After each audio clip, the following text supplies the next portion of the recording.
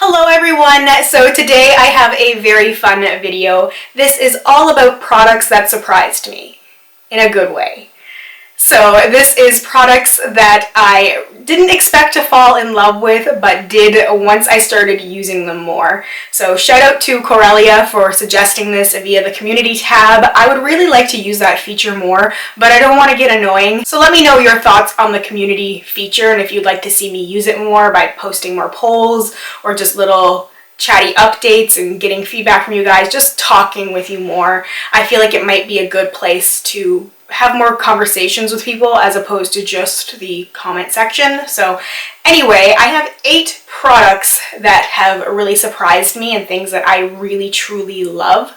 So I'm going to start with foundation because I actually have 3 of them. 3 foundations really took me by surprise. The first one is from CoverGirl. This is the Clean Matte Liquid Foundation. This is in the shade 505 Ivory. This is the foundation that I'm wearing today. I really like this foundation because it's not one of those suck all the moisture out of your face matte foundations. I feel like it's definitely more of a demi-matte finish, more of a natural finish, at least for me. Sometimes I will use a more hydrating or even an illuminating face primer, which changes the way that this foundation sits on my skin, but it just in general, I feel like it's a really good shade match for me. I feel like my skin just looks like skin, but it gives me enough coverage still that I can hide any of the little bit of redness and stuff that I have pretty easily. I don't have to worry about caking foundation on. I can do a little light layer and it's a good medium coverage foundation. So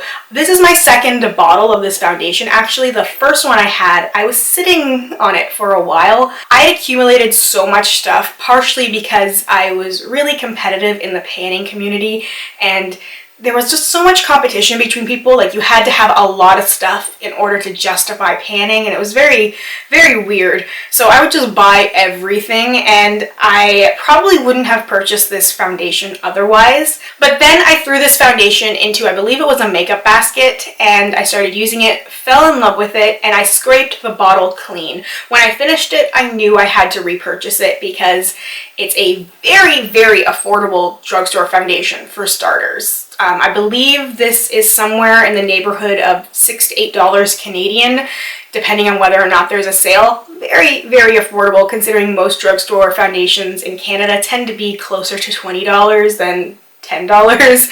So that was one reason why I wanted to have it, because I always like to have more affordable options.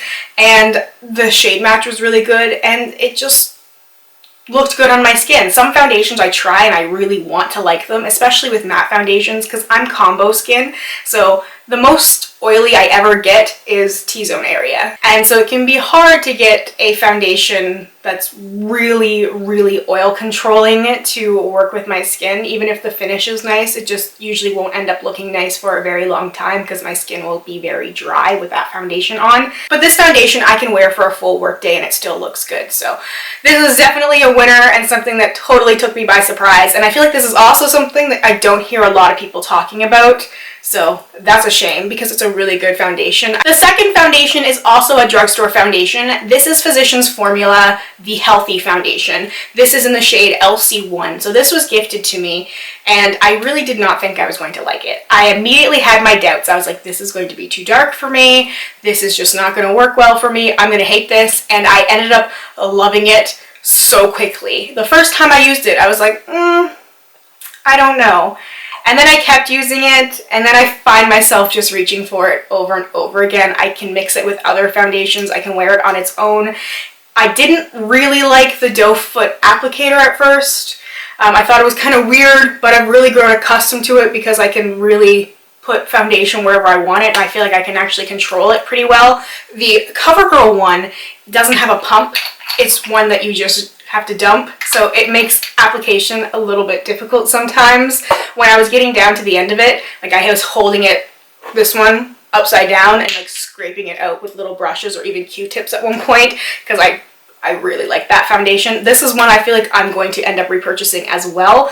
I can already see that I've used quite a bit of it. I can see it starting to wear away. But with this one, it says it's a brightening foundation, and I feel like it does give me very healthy looking skin. The thing with me with foundations is I really like ones that just look like skin. I want just to have more even skin. I want to cover up all those spots that I don't like, and I just want it to look like I have healthy skin. So I feel like this is a perfect name for this foundation. I was really pleasantly surprised at how well it performed.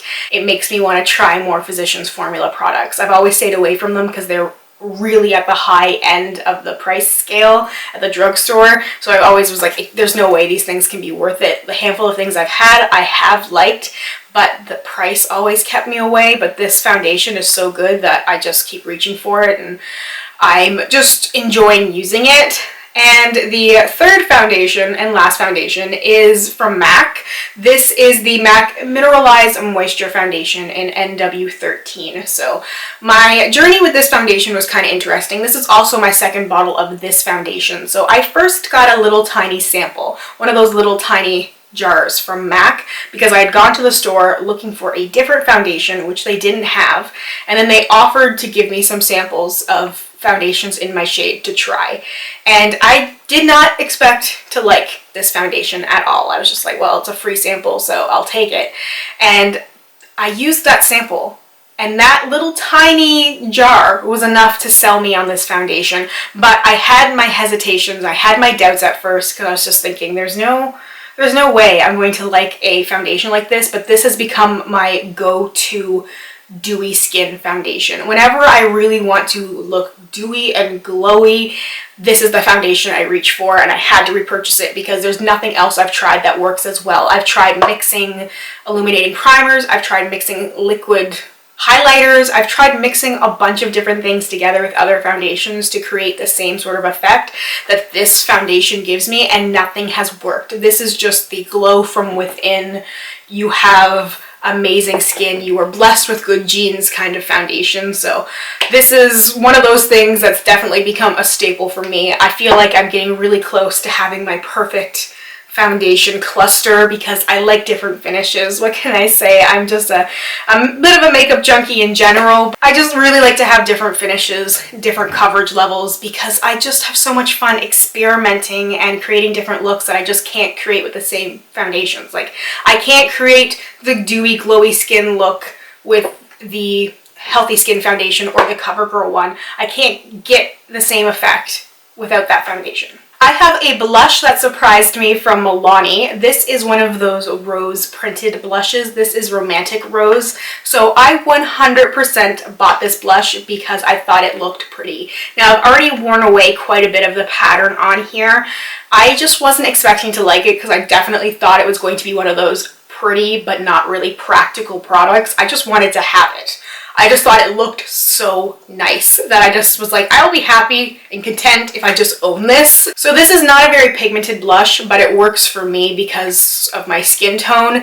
I don't always like the really heavy pigmented blushes because it can be hard to tone it down sometimes without a little bit of extra work. This is something I can just swirl my brush in and apply it and go. I am wearing this blush today, but it is very light. It's not really a kind of blush that I would wear on camera most often, just because I have heavy lights on me and I can't really build this blush up that dramatically.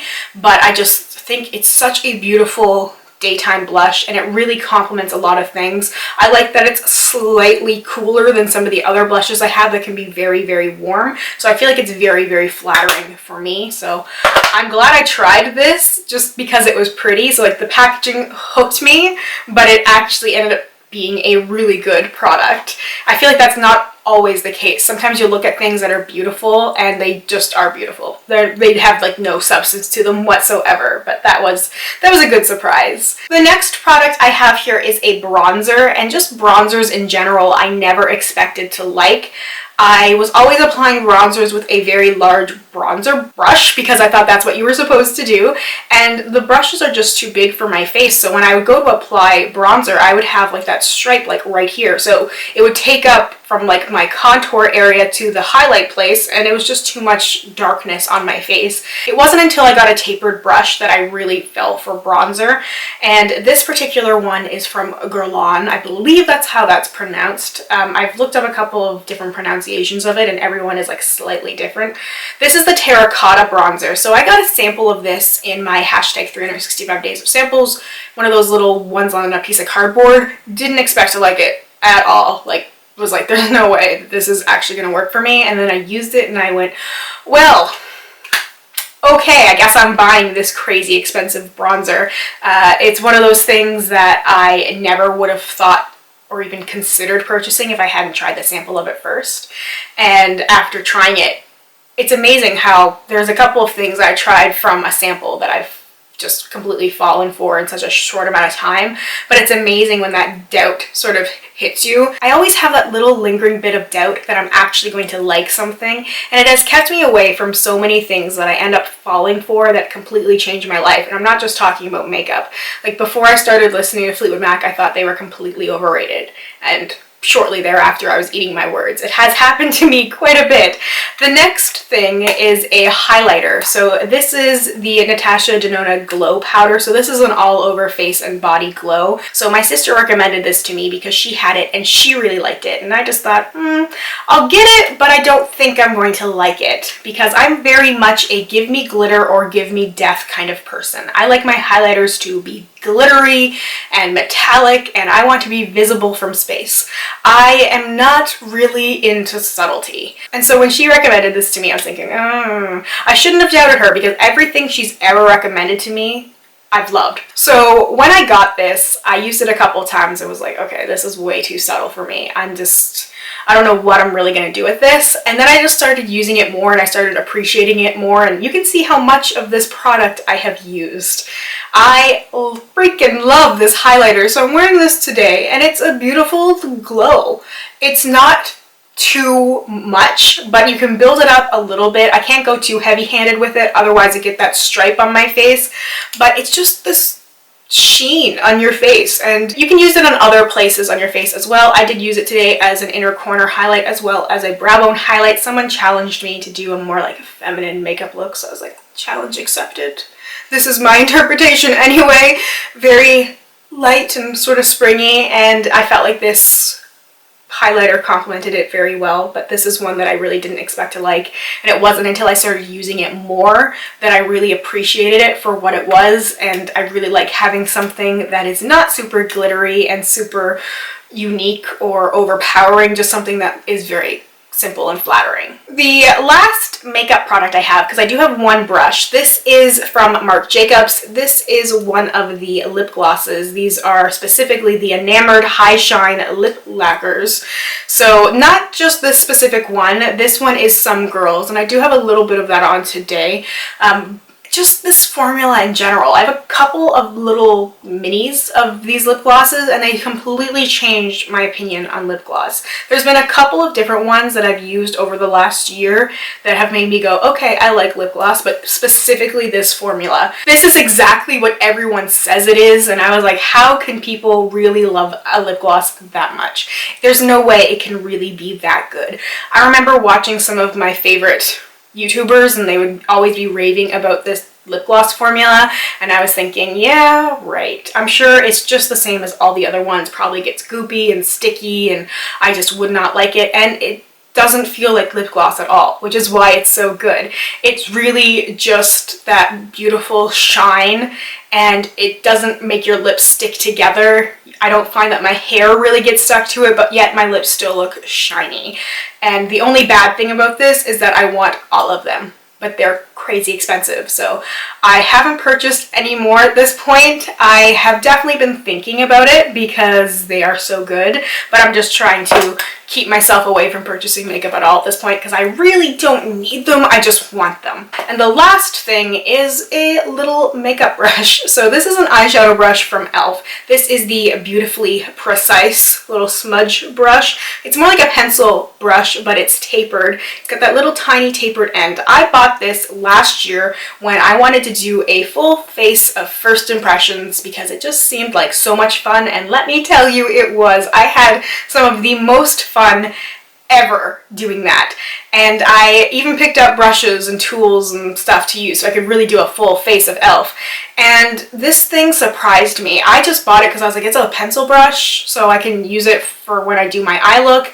And I didn't expect to love it so much that this has become my favorite brush to use underneath my eyes. This is the thing I always reach for. And if it's possible to clean my brushes before I do my makeup, I will definitely at least clean this one. This is one of the ones I pull right next to my Hako Hodo and my Wayne Goss brushes. I'm using this e.l.f. brush. It is just so good. I love tapered brushes in general. Tapered brush for my bronzer, tapered brush for my highlighter, tapered brush for my under eye area. And I just feel like I can really blend things out nicely. That's why I really like tapered brushes, because I'm not just getting a whole bunch of product in one spot.